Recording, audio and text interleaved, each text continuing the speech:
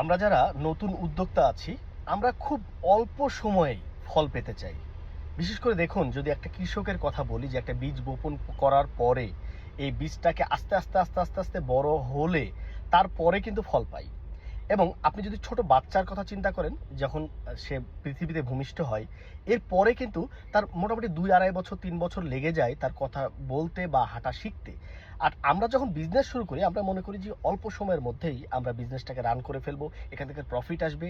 But সব কিছুর একটা ফাউন্ডেশন বলে একটা কথা আছে। অর্থাৎ একটা বিল্ডিং বানানোর সময় যদি আমরা চিন্তা করি যে না, সরাসরি বিল্ডিংটাকে 10 তলা করে ফেলবো, তাহলে কিন্তু হবে না। আগে আপনাকে 10 তলার জায়গাতে আপনাকে মিনিমাম 2 থেকে 3 তলা নিচে আপনাকে ভিত্তি স্থাপন করতে হবে, দেন আপনি আস্তে আস্তে আস্তে আস্তে উপরে বাড়াইতে পারবেন।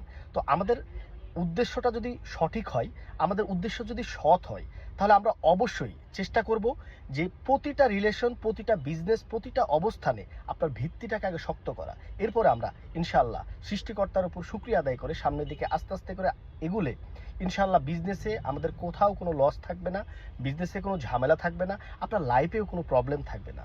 আর যদি আপনি খুব তাড়াহুড়া করেন, খুব আগে ফল পেতে চান, যদি আমরা বলি যে কি 6 মাসে যদি একটা বাচ্চা ভূমিষ্ঠ করা যেমন সম্ভব না, ঠিক তেমনই বিজনেসের একটা অবস্থান, একটা পর্যায়ে না গেলে আপনি সেই আগেই আপনি ফল পেতে পারবেন না। সুতরাং আপনাকে ধৈর্য ধরতে হবে, সৃষ্টিকর্তার কাছে শুকরিয়া আদায় করতে হবে, এবং কালকের চেয়ে আজকের দিনে আপনি একটু কাজ বেশি করলেন কিনা, বা আপনার বিজনেস নিয়ে আরেকটু চিন্তা করলেন কিনা, বা ডেভেলপ করলেন কিনা, সেই বিষয়ে আপনাকে মনোযোগী হতে হবে।